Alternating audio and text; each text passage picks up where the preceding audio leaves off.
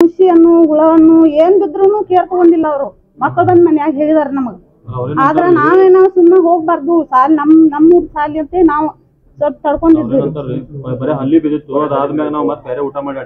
ಬ್ಯಾರೆ ಊಟ 20 ಜನ ಹುಡುಗರಿಗೆ ಅಷ್ಟ ಹಾಕ್ಯಾರಂತ್ರಿ ಅವ್ರು, ಉಳ್ಕಿದ್ ಹುಡುಗರಿಗೆ ಹಾಕಿಲ್ಲ. ಪೈಲಾ ಏನ್ ಊಟ ಮಾಡಿದವ್ರಲ್ಲ ಅವ್ ಮೊದಲು ಊಟ ಮಾಡಿದವ್ರು ಮತ್ ಸರ್ ಊಟ ಮಾಡಿದಾರಂತ್ರಿ. ನಮ್ ಮಕ್ಳು ಹೇಳಿದಾರ ಸರ್ ಊಟ ಮಾಡಿದಾರು, ಸರ್ದೇನು ತಪ್ಪಿಲ್ಲ, ಸರ್ ಏನು ತಪ್ಪಿಲ್ಲ. ಅಡಿಗೆ ಮಾಡಾರ್ದ ಪ್ರಾಬ್ಲಮ್ ರೀ ಅದು.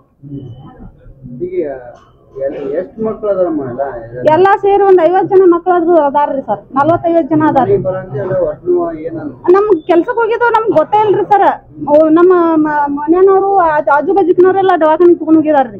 ನಮಗ್ ಏನು ಗೊತ್ತಾ ಇಲ್ರಿ. ಅವ್ರಿಗೆ ಹೊಟ್ಯಾಗ ತ್ರಾಸ ಅದು ಚಕ್ಕರ್ ಬರೋದು ಆಗಾಕತ್ತೈತೇನ್ರಿ. ಮತ್ತ ಆಮೇಲೆ ಇಂಜೆಕ್ಷನ್ ಮಾಡ್ಸ್ಕೊಂಬರಾಕ ಹೋಗಿದ್ವಿ ನಾವು.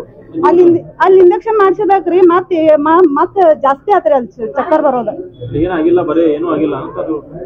ಏನೂ ಆಗಿಲ್ಲ, ಏನೂ ಈಗ ಮಕ್ಕಳು ಅಂದ್ರೆ ಎಲ್ಲಾ ಮಕ್ಕಳು ಅಷ್ಟೇ ರೀ. ಅವ್ರಿಗಾದ್ರು ಮಕ್ಕಳ ನಮಗಾದ್ರು ಮಕ್ಕಳ ರೀ. ಅವ್ರು ಸ್ವಲ್ಪ ನಮ್ಗ್ ಗೊತ್ತಾಗೋಕ್ಕಿಂತ ಮುಂಚೆನ ಕೇರ್ ತಗೋಬಹುದಾಗಿತ್ತಲ್ರಿ ಅವ್ರ. ಈಗೇನ್ ಆಂಬುಲೆನ್ಸ್ ಇಲ್ಲೋ ಏನ್ ಸ್ಪೆಷಾಲಿಟಿ ಇಲ್ರಿ ಈಗ.